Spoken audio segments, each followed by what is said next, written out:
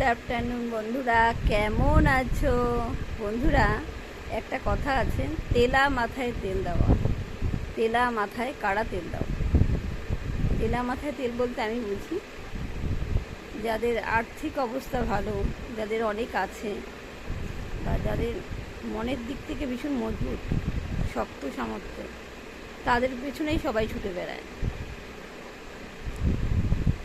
তারা হয়তো তোমায় একটা গিফট দিল দামি, তুমি তার থেকেও বেশি দামি গিফট দেওয়ার চেষ্টা করবে। এটাই হলো আন্ডারস্ট্যান্ডিং হয়ে যায় তাদের সঙ্গে। তাদের তেল আছে অনেক, তাই তোমরা তাদেরকে তেল মাখাচ্ছ, তাই না?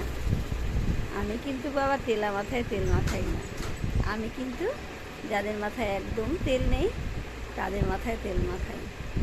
যাদের সারাদিন কায়িক পরিশ্রমের পর দিনের শেষে 100-150 টাকা নিয়ে বাড়ি ফিরে আর অতি কষ্টে একবেলার চাল ডাল জোগাড় করতে পারে, তাদের মাথায় তেল দিই। যাদের কড়াইতে রান্নার সময় তেল কম জল বেশি থাকে, তাদের মাথায় তেল দিই আমি। যারা মনের দিক থেকে দুর্বল, অর্থ না থাকলেই তো তেল না থাকলেই তো সে দুর্বল হবে মানসিক দিক থেকে, এটাই স্বাভাবিক। আর যাদের এত তেল আছে যে রান্নায় এত তেল দেয় যে মানুষের গ্যাস্ট্রিক আলসার হয়ে যাচ্ছে, তাদের মাথায় কিন্তু আমি একদম তেল দিই না।